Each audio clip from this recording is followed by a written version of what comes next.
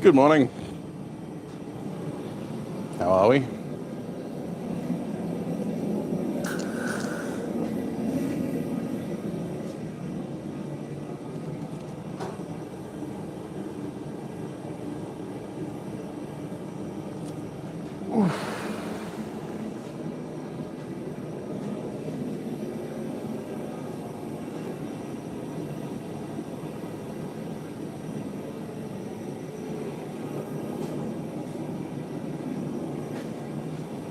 Sorry, I'm a tiny touch late. Hey, Yummy, how you going?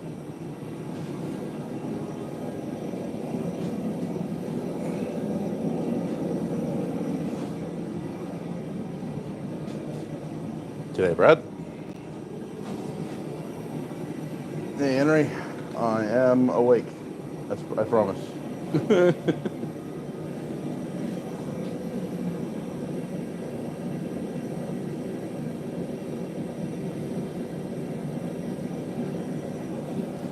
Just waiting for the forge to heat up. Just the waiting game. Hey, Matt, how you going? Hey, Johnny.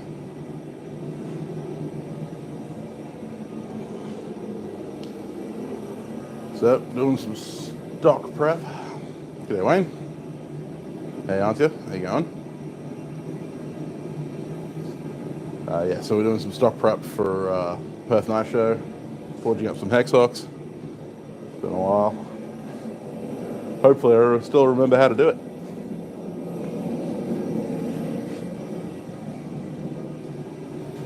I'm sure I'll figure it out. I was up till 2 a.m. though, so I'm flagging a little bit, but that's alright. We'll make it work. Once I start swinging a hammer, I'll wake up. Hey, Zach. Hey, Daniel. Hey, DK. How you going?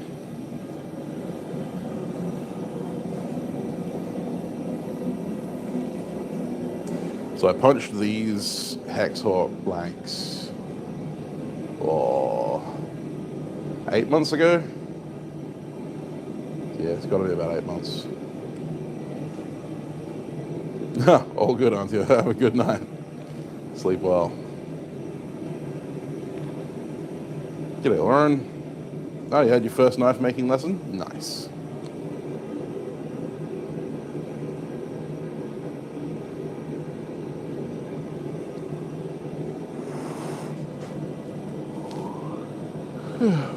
No, we might see Crawford a bit later, DK, if he decides to grace us with his presence.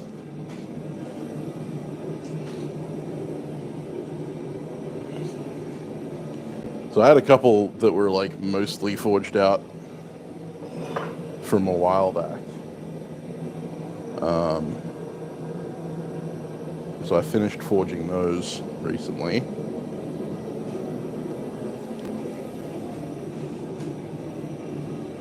So now I just got to grind them.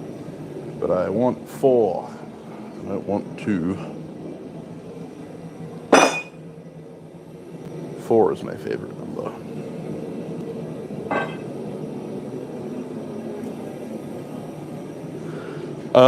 More packhawks. You could use them for throwing, but they're a little heavy. G'day, Robert. Yeah, Matt. Welcome to knife making. You'll spend more time at the grinder than you will with a hammer in your hand.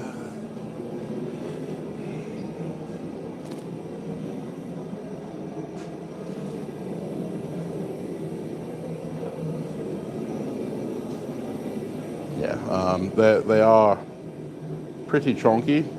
They're designed for like general pack use rather than just throwing.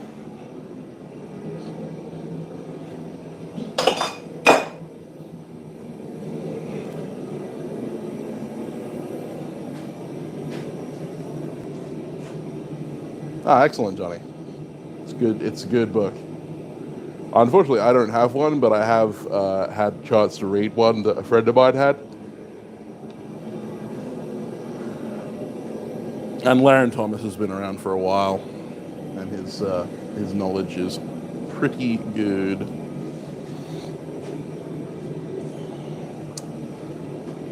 So basically it comes down to the positioning of the burner. So hopefully the internet doesn't help me.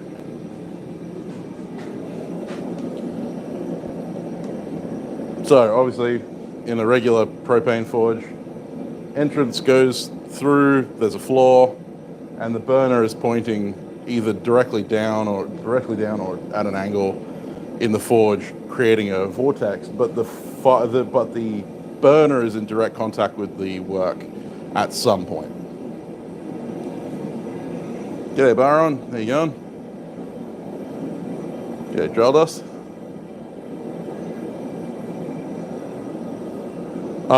In a postbox forge, the entrances are above the combustion chamber. So the burner comes in down here. All of the combustion happens in the bottom half of the forge, and then the work is suspended above the combustion chamber. And so you get more permeation of the heat. You get more even heats. You also don't have any direct contact with the floor or walls, which means that, for instance, if you're using borax a lot and stuff like that, it all collects and puddles in the bottom and doesn't affect your work. Like in a normal forge, if you're using a lot of borax and stuff, eventually the floor of your forge just turns into a borax lake, and will like glue itself to your work and cause all kinds of problems. So normally postbox forges are relegated to like welding forges, but you can do a whole bunch of you do pretty much anything in there as long as you got a handle on it. G'day, Casey.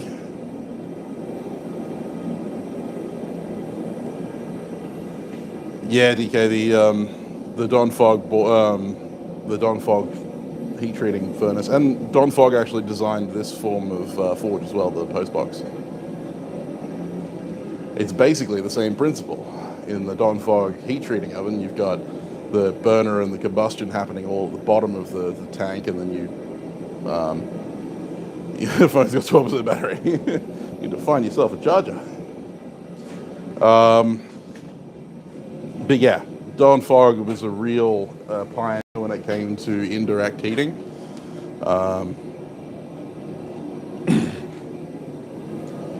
He believed it was the most efficient and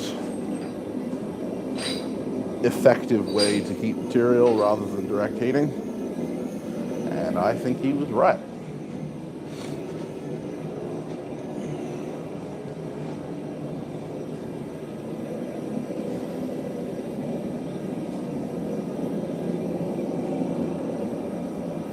I really want to build myself a micro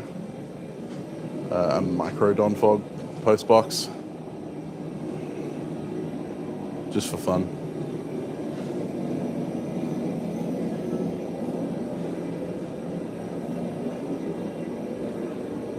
I got a friend of mine who built one out of like a 3 kilo gas tank, one of those tiny little baby things.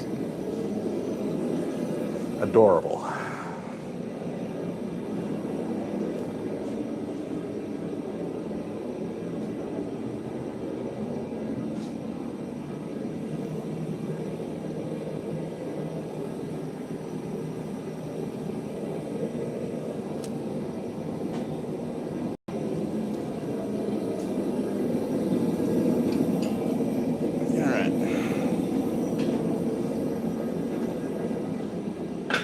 Drifted dimes.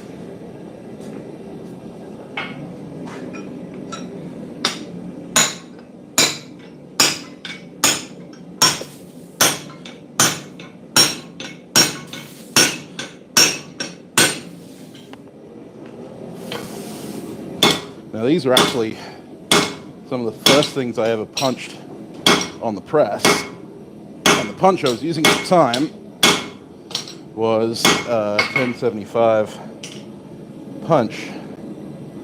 Funnily enough, made out of the same material that the Hexhawks are made out of.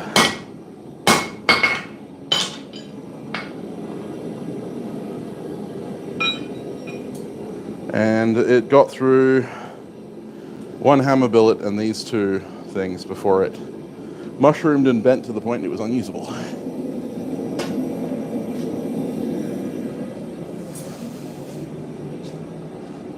Oh, congratulations on 1,000 subs, Troy.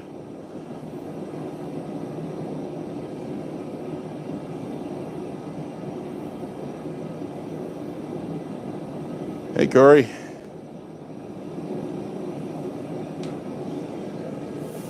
Do I have one of my Cutlass HEMA blades? Yes, in my car. Let me go get my keys.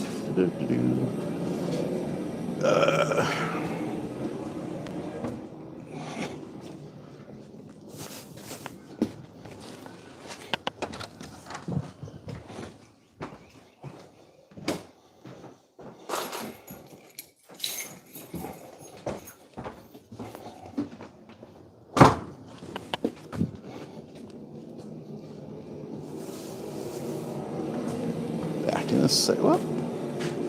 Back in a second. Make sure the shop doesn't burn down.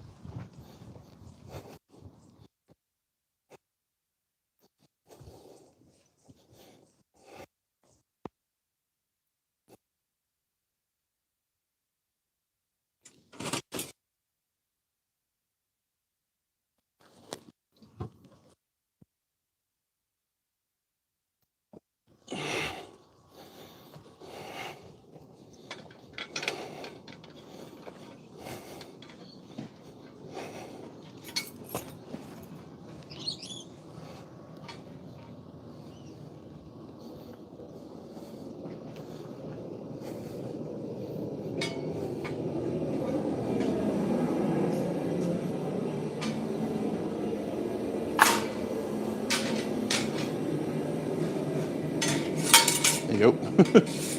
So this is my 1845 style Cutlass ball hilt HEMA sparring sword, 30-inch blade or 29-inch blade, which is about regulation. And this is one of my more recent ones, which is a 1796 light cavalry saber sparrer. Hey, Paul. Yeah, no, go for it, Matt. I'm happy to answer any questions. Hey, Paul.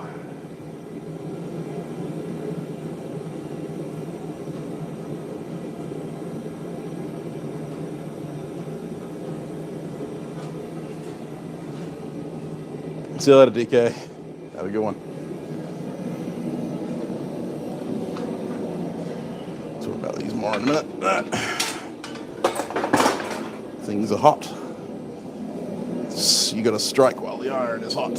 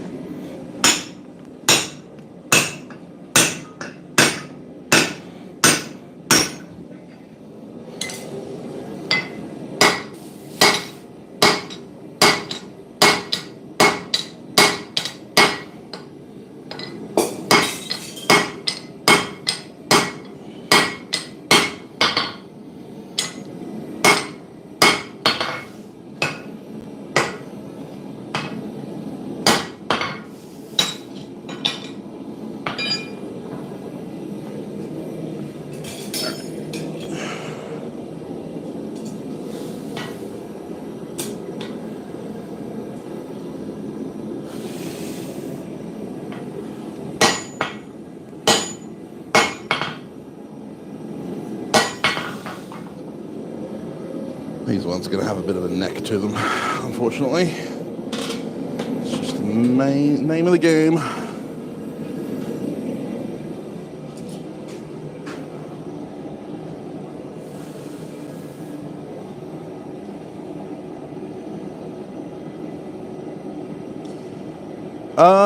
Not a super high temp, no. Hello to Arizona from Perth, James.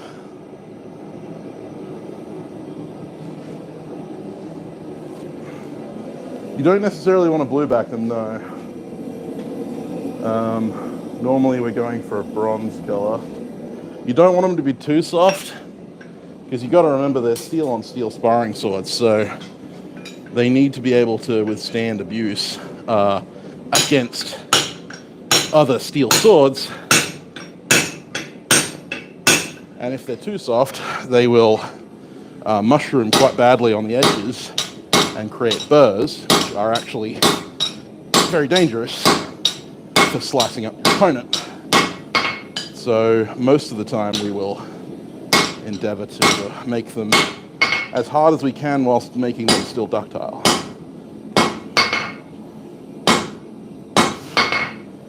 It's a careful balance. Normally I'll be tempering at about 230 degrees Celsius. And for reference, I normally temper my knives at about 180 degrees.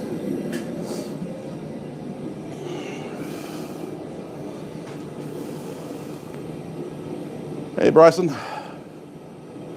Oh, I'm sorry to hear that, dude. I hope you come through okay.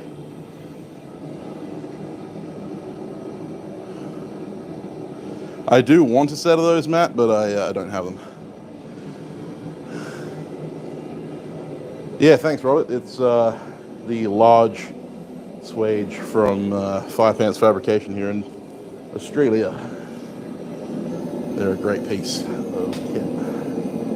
I especially like mine because it has hammer eye shaped holes, which make drifting a dream. Oh no, I gotta put this second before, because that one's not getting drifted right now.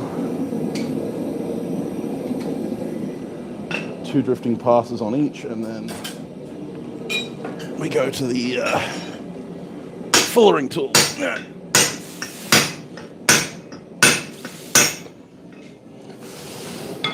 Because you don't want to drift to final dimension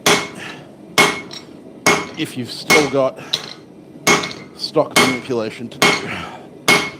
Because otherwise, you're gonna have a bad time.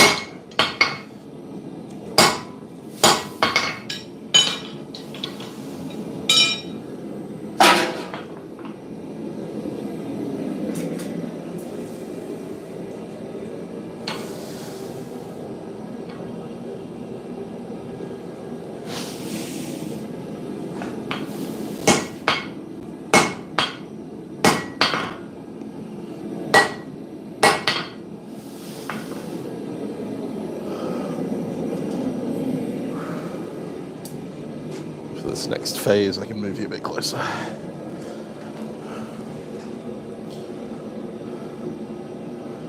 I have done wrapped hawks, moneyfish.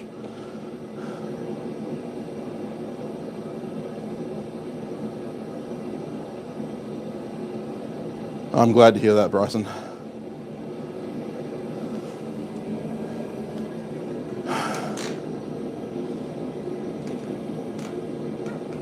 Yeah, they're definitely useful for knife making. They're a good, tool to help judge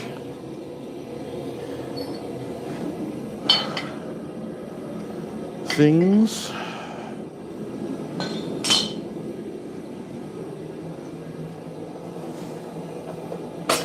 They're not as accurate as something like a proper Rockwell hardness tester, but they'll definitely put you in the ballpark.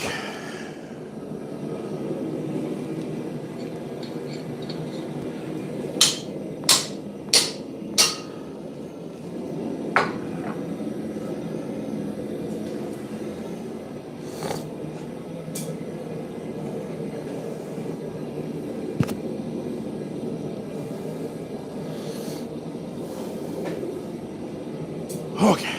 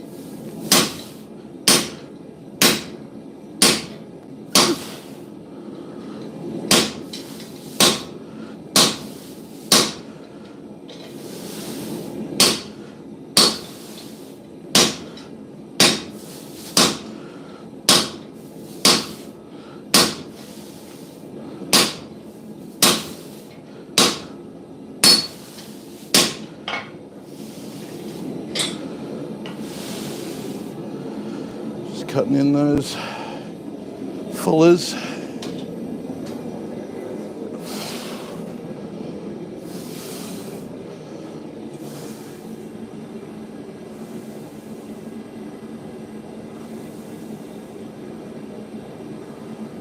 Yes, they are fullering dice.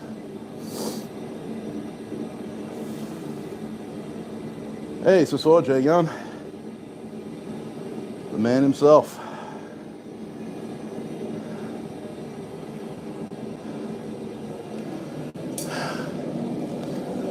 Matthew, there is great heated debate, and that will depend a lot on your the alloy that you're using. But on average, most custom kitchen knives I see coming out these days are sitting around the 60, 61 Rockwell.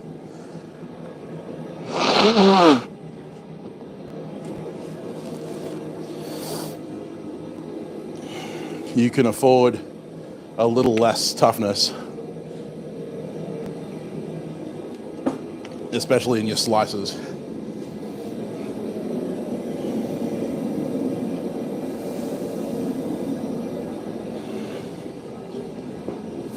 But yeah, it will very much depend on your chosen alloy.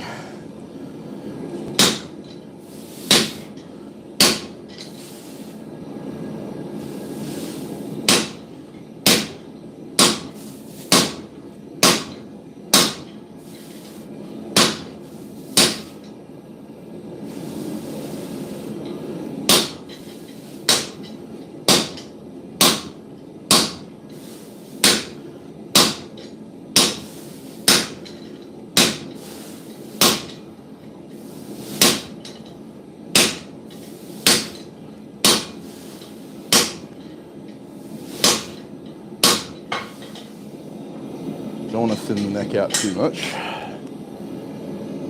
That's about good, I think. You can always come back and true it up later. And now we move on to the blade.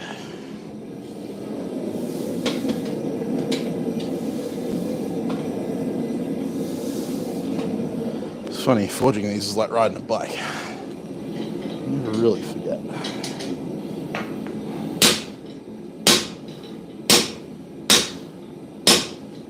Forge running pretty hot.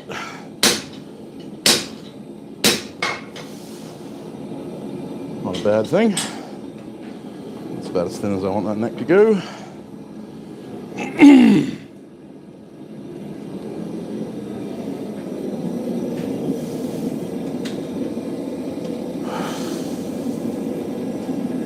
Quickly switch out the dies on Preston.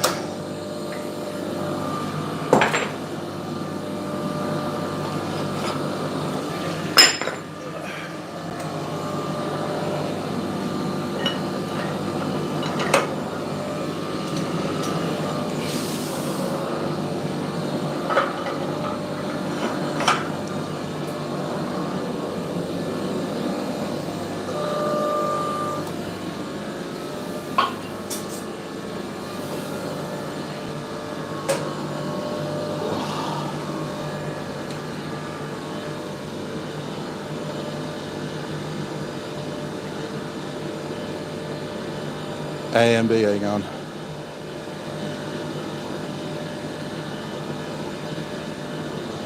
Hey Bill, how you going? Hey Blue Texas Ranger, how you going?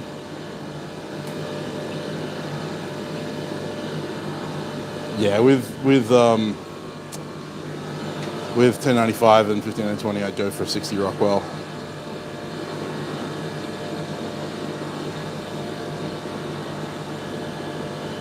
Oh, good, Kevin.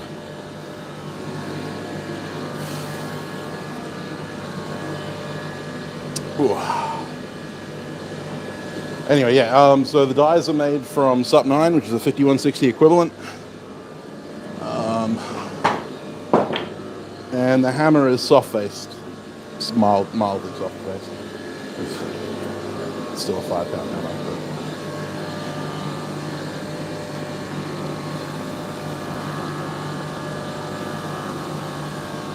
Hey Aaron, how you going?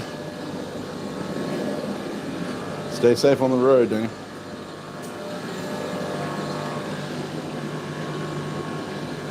Hello, Arik.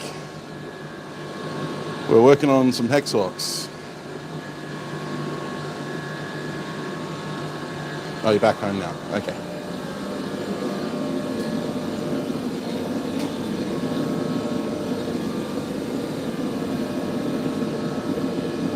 All right.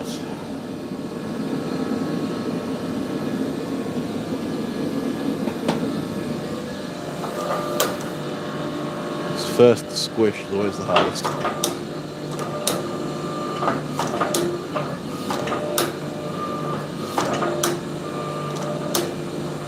Because there's a peak. And I kind of got to work both sides of the peak to get it to follow the thing I want to do. Now we can get a little more aggressive.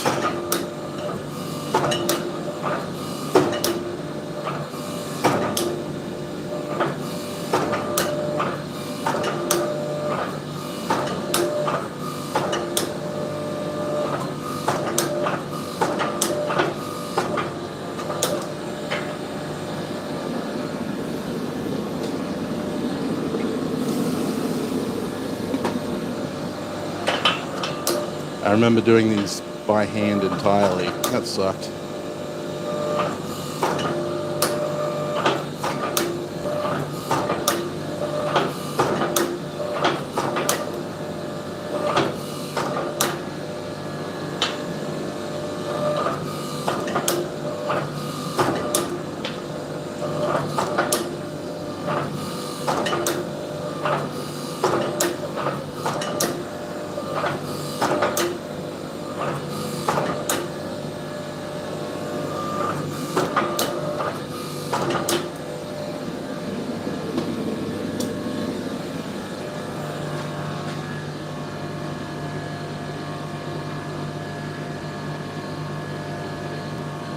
Yes, hex bar.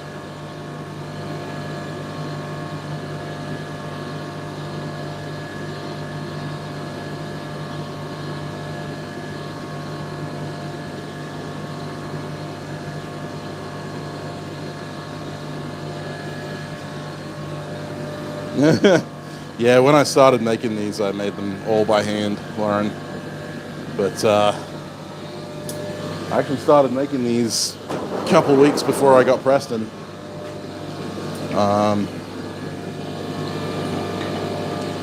When I finally got Preston, it made my life a heck of a lot easier.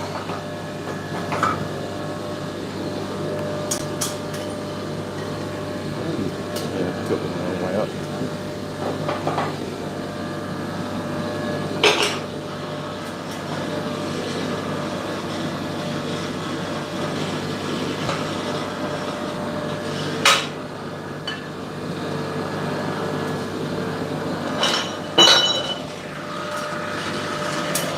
Mother.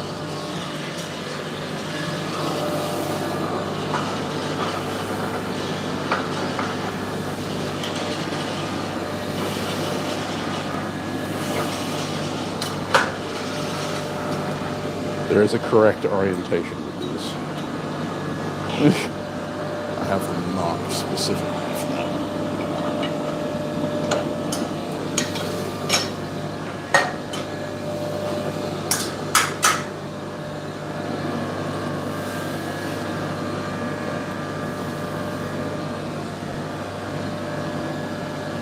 They're not patented, but yes.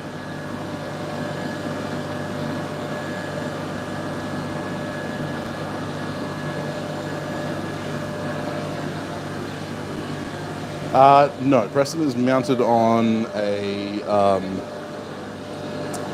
beam pole piece of steel beam. So just RHS rolled hollow section.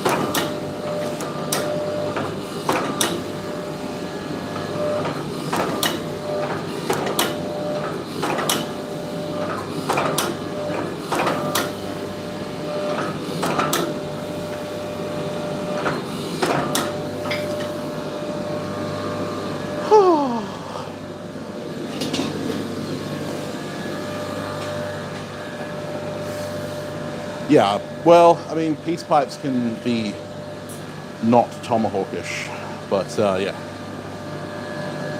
pipe hawks can be a form of piece pipe. There you go, Paul.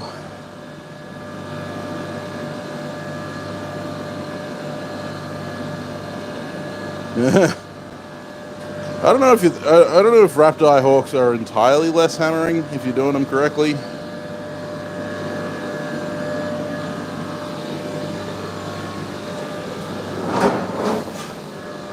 If you're interested in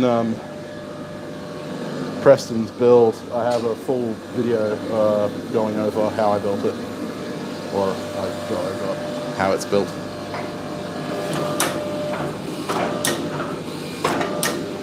Running out of gas. Okay, I had another.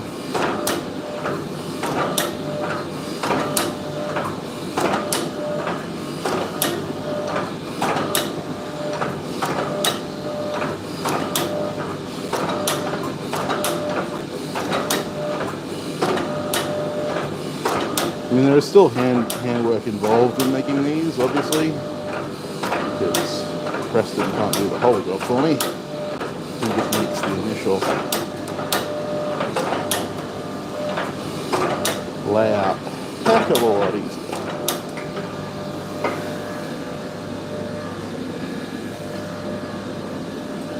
Check the pressure.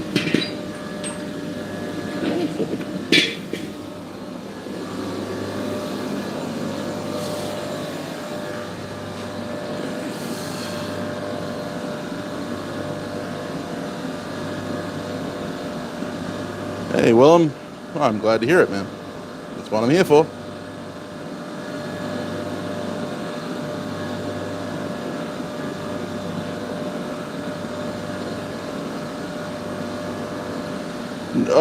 You could, Bryson, but honestly, it's not necessary as long as you know where you're pushing things out.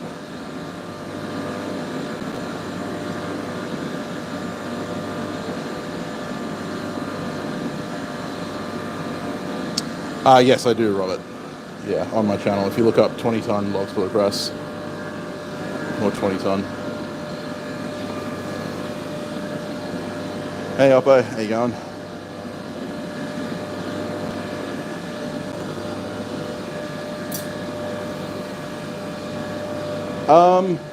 Robert, it depends on your engineering level. If you've got the ability to turn it into a H-frame press, I would go that route.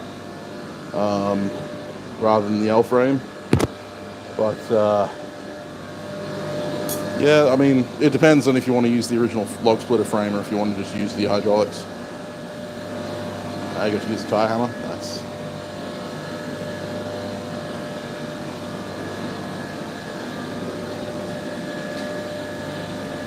Not sure if that's a word.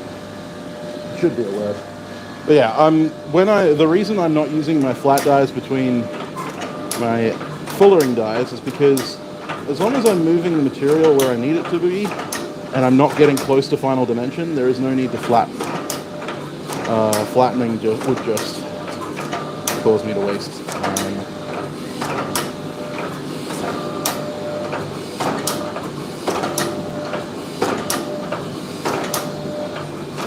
And in this case, I'm creating a compound taper, which some of you may remember. Compound distal taper in one of my recent chalk talks. Actually, recent, it was last year, but anyway. So this distal taper here is a compound, so it starts rather sharp and then flares out. And I couldn't do that with flat dies. It would just have steps in it.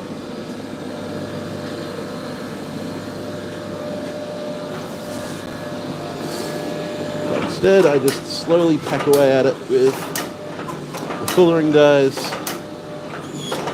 going heavier on the edges, lighter towards the middle, creating that compound taper.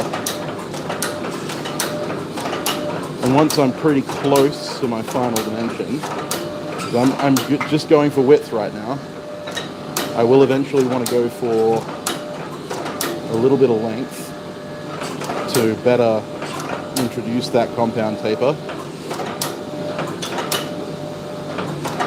And so I will go horizontal with my drawing dies. I'll probably get the bigger drawing dies out to make it a bit smoother.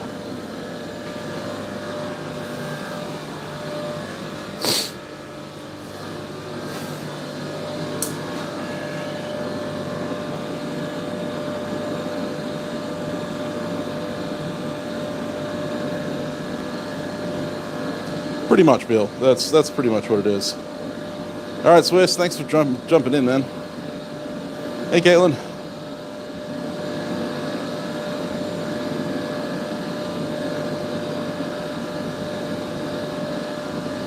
I appreciate that, Lauren.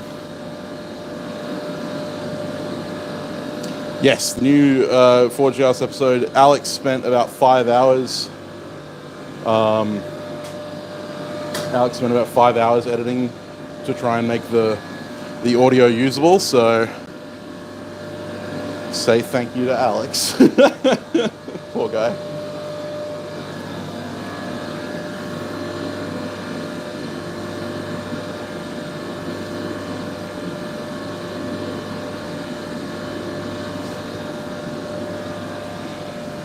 Yes, I did start with Hexhawks, yes.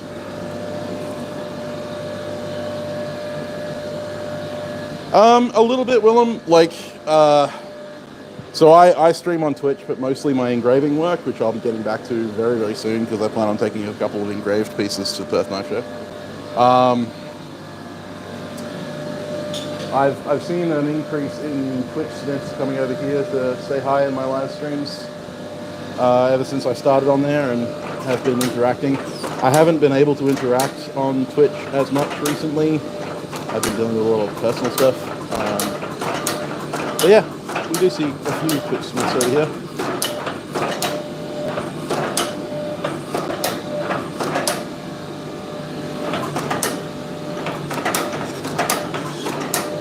Swiss Forge, who was just here, is a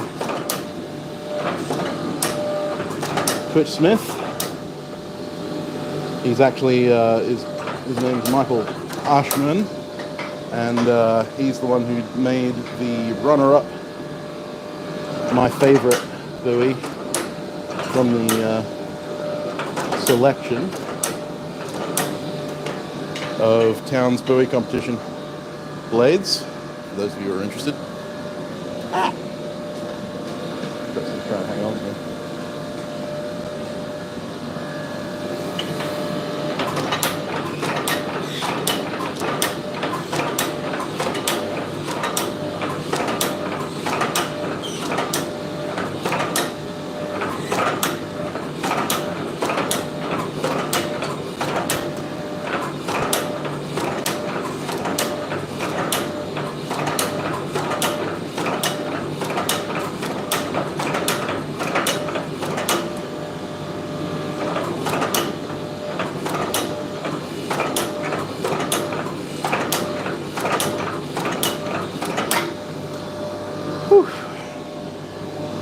Along.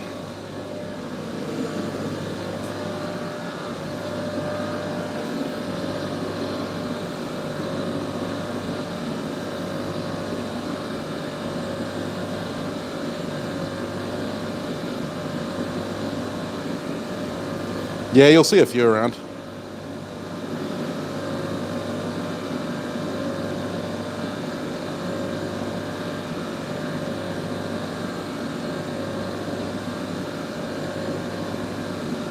Yeah, if I had to choose,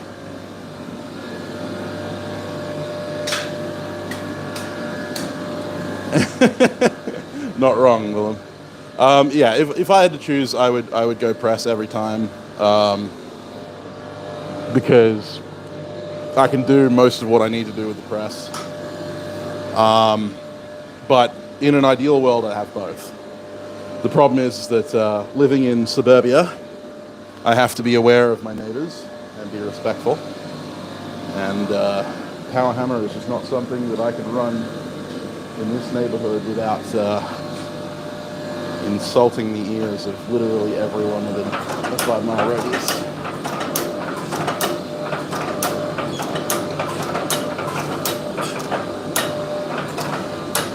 But Preston does the mission for me.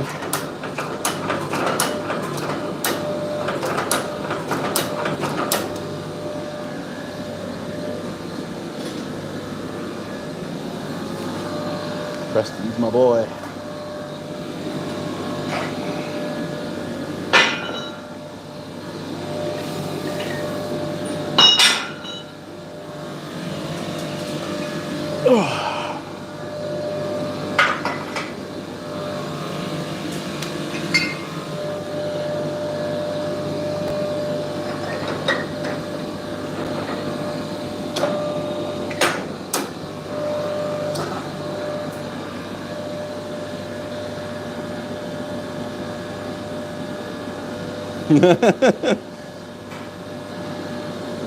Press and rolling mill, yeah.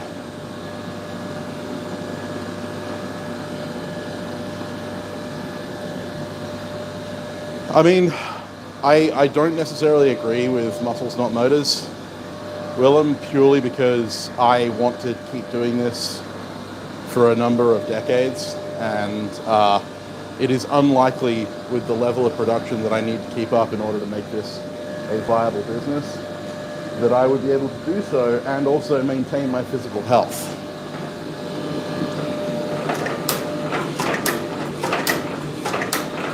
So that's something to keep in mind.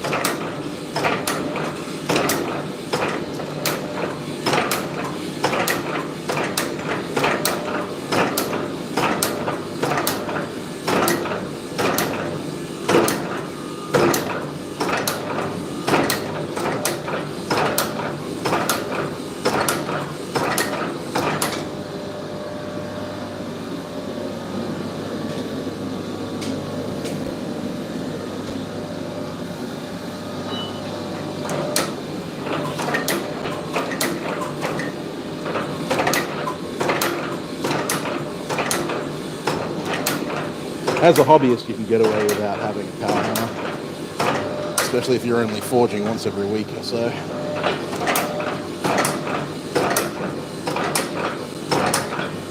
But I wouldn't do what I'm doing without Preston.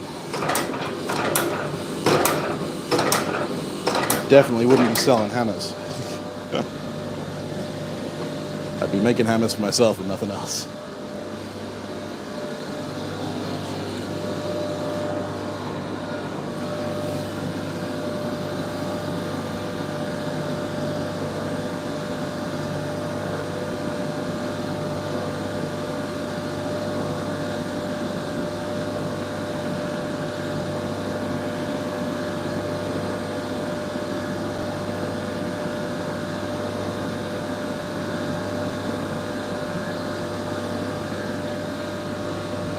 Oh, you started taking your classes, Xavier?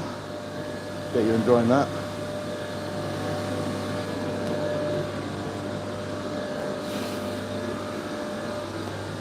Oh.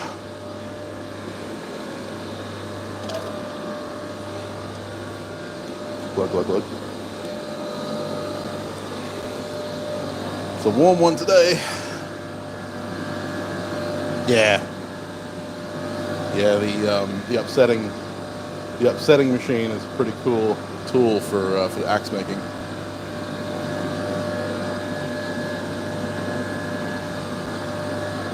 Pneumatic hammer, yeah.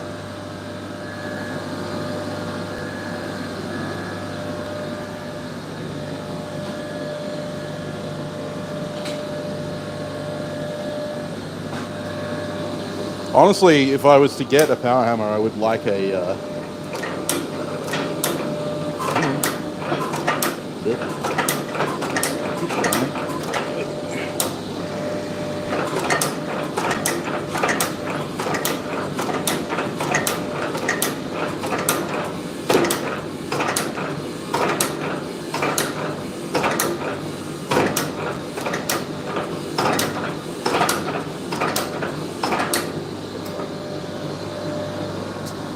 I'd like a Little Giant or something like that, a mechanical power hammer, for the speed for drawing out and stuff.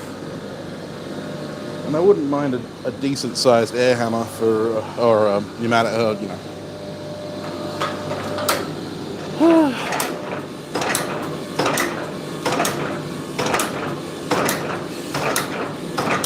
Pneumatic hammer, or an air hammer, for general forge work.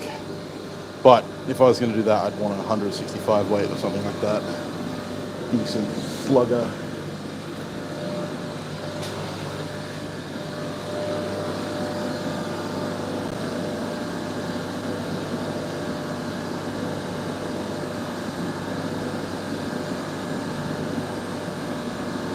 Oh yeah, properly tuned, a tie hammer or any mechanical hammer is quite easy to finesse. Hey Eric, that's all right. Hey late, I'm Dad.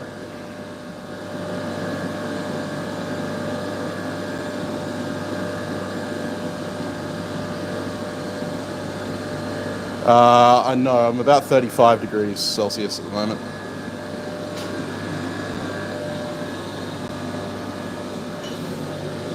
But I think it's about 38 in the shop right now.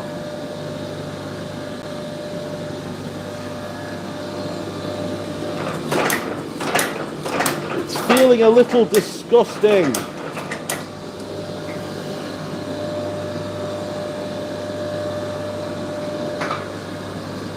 Not looking too bad. Can move on to hammer work now. That.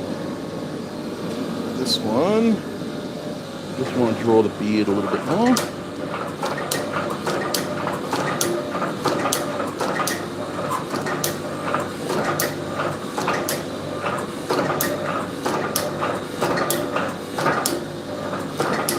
The one advantage of the L-frame press is that you can work it from the side.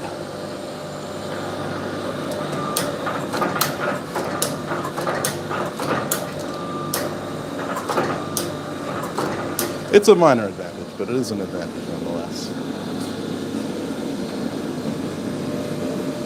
Bring my Hans hammer out now. Yay!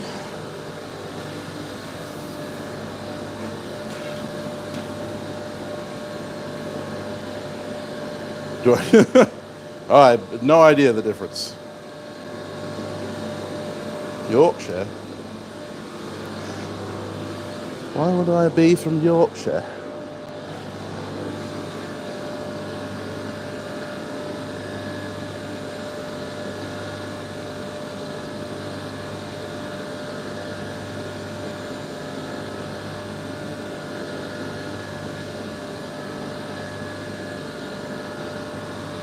Whew. Yeah, it's quite warm here.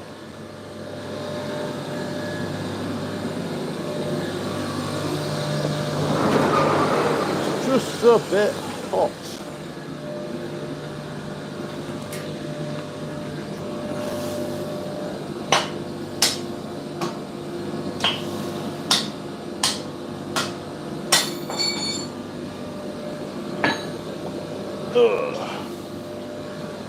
Warm. And there isn't a whiff of breeze, of course, because why would there be? Going up.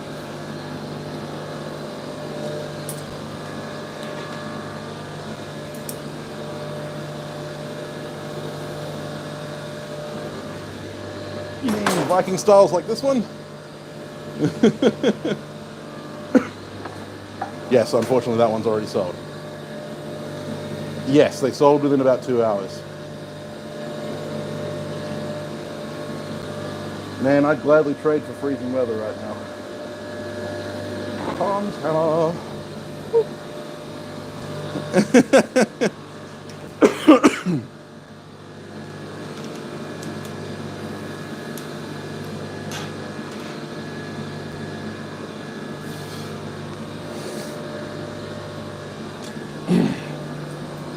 Well, I wish I had some of the cold, so.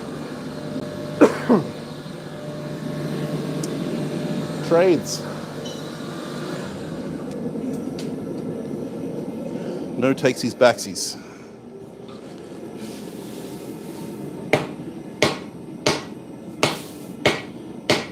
First things first, establish the drop beard.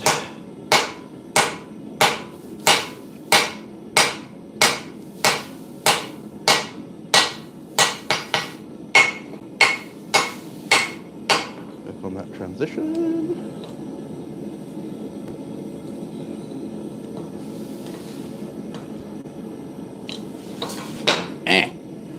drink. For those of you playing at home, ow. Don't touch yourself with hot tongs, Sam. Stupid.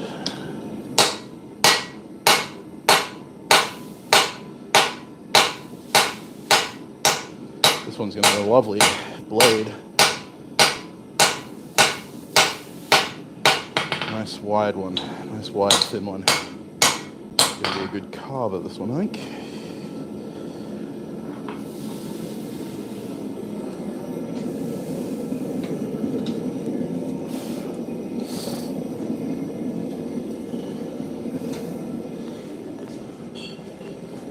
This one, on the other hand, has got more quintessential Hexhawk blade, 3-inch width.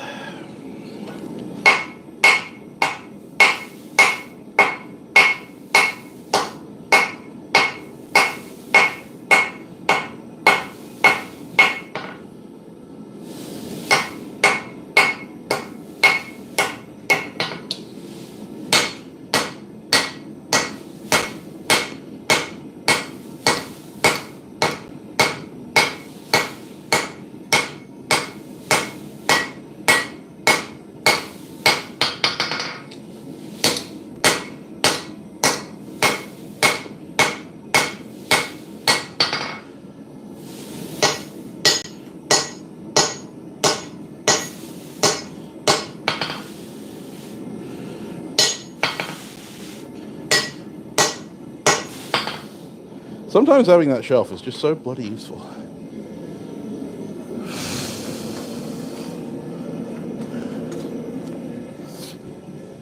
Oh.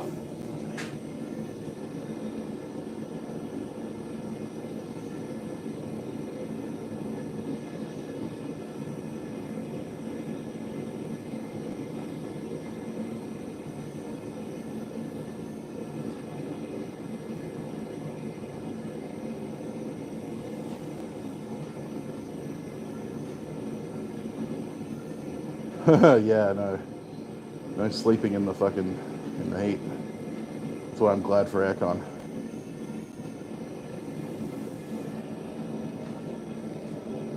Oh.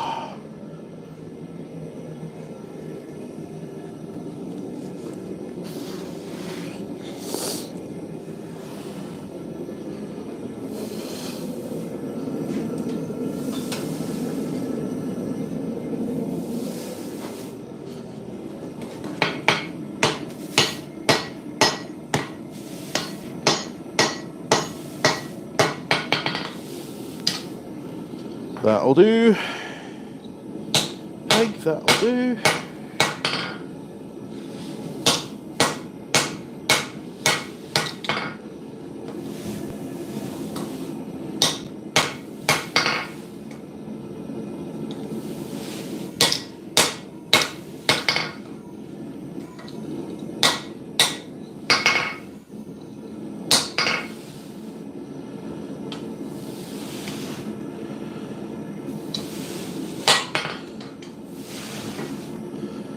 Alrighty, time for the final drift. It's the final brain cell. Do-do-do. Do-do-do-do.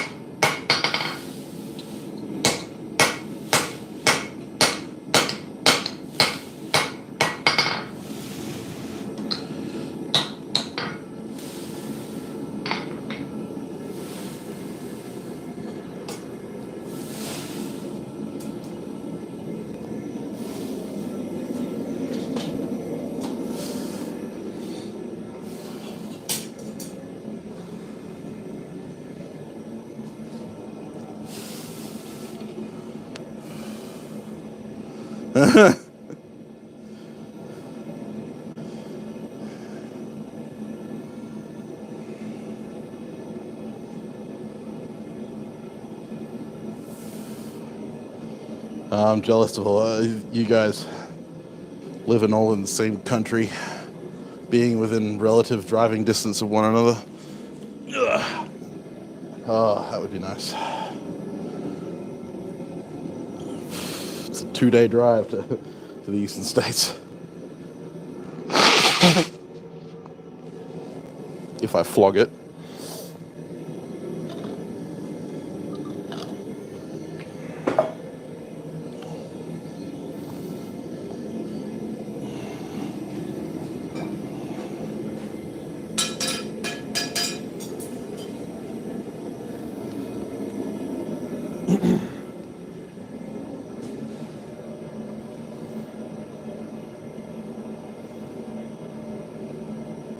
Maybe one day, Lauren.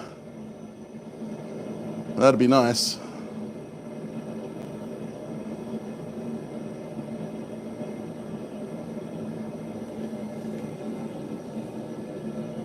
America is quite large, yes, this is true. So is Australia, though.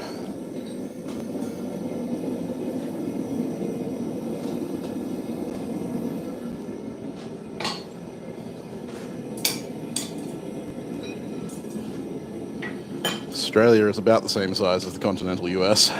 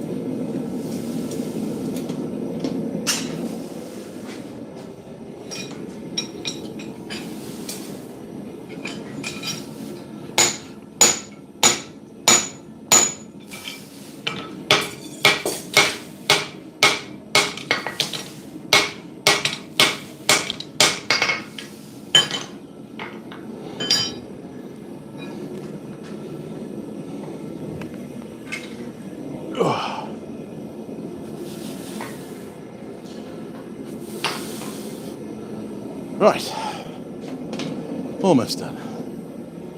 Look at me.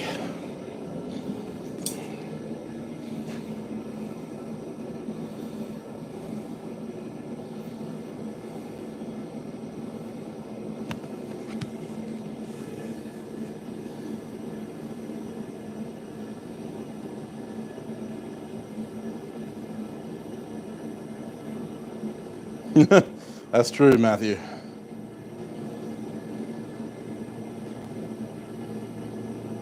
My phone is feeling like it's on fire.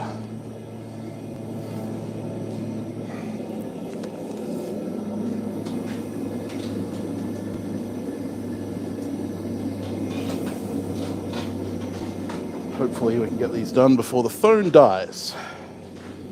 Overheating, warning, overheating.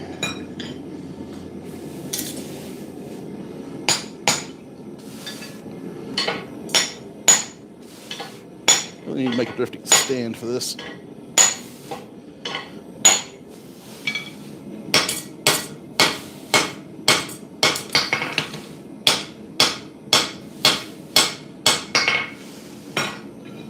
And loop.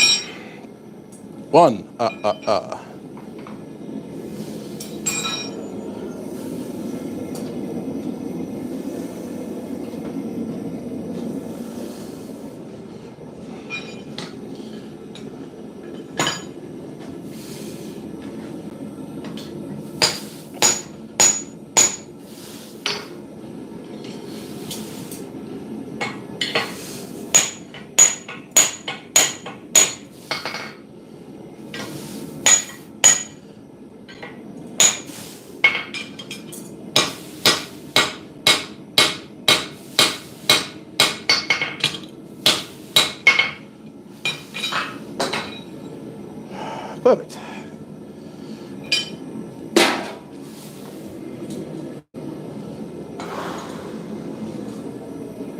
1 and 2.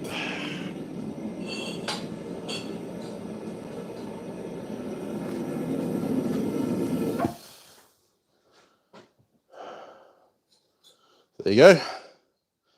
Finished, forged, Sam Towns Hexhawks. Really like the profile on this one. It's a little thinner than the rest.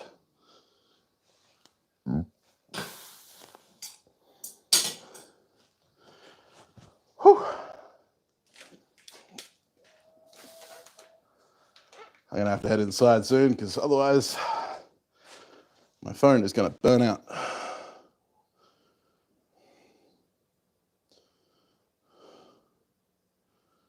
Ooh, I am jealous, but Troy, you better say hi to him for me.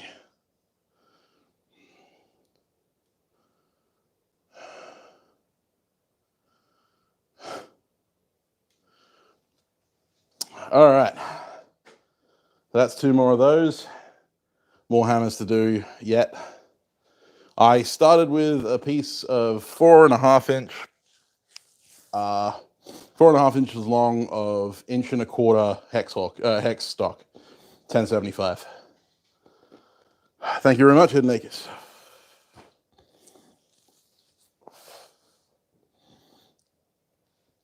Yeah, so more to come.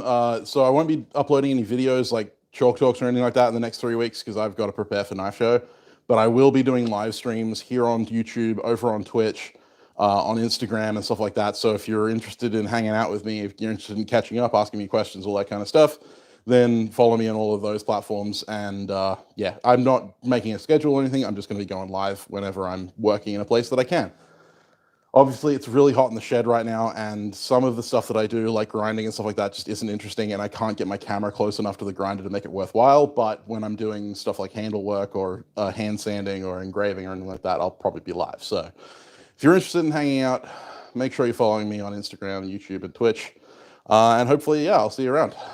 Have a good day, guys. Bye-bye.